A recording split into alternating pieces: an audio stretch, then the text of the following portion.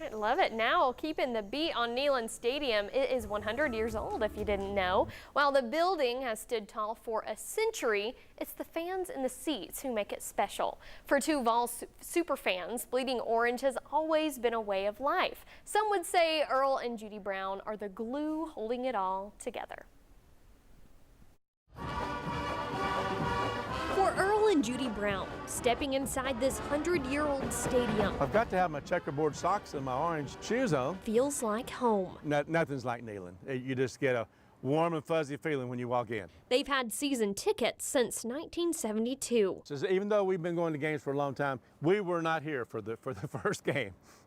Can't take credit for that. While their seats have changed over the years, We started in PP, row 26. Then we moved in the north end zone to ZZ12. the vantage point they've had for a decade takes the cake. So we moved down to section T, but I kind of feel like Judy and Earl Brown should sit in section T for Tennessee. Right on the main level walkway. Well, I mean, they could be on the 50-yard line and they're only on the 45-yard line, but I mean, that's still pretty good. Married to the game, the pair is a fixture in Neyland Stadium, famous for their spirit. In a way, it's kind of funny, but in another way, I mean, it makes you feel good that people recognize you as being the big Vols fan. They're anything but fair weather fans, Coach Fulmer. with the keepsakes to prove it. And then you might recognize that signature as Peyton Manning. Even their house is filled to the brim with big orange memorabilia.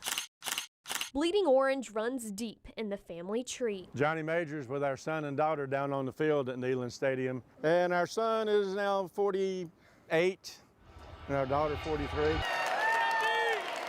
In the time they've spent cheering on the Vols, they've felt the ups and downs. From 95 to 2005, when we beat Alabama 9 years out of 10, that was a great decade. And they never leave before the game is done, including the 1998 Arkansas game.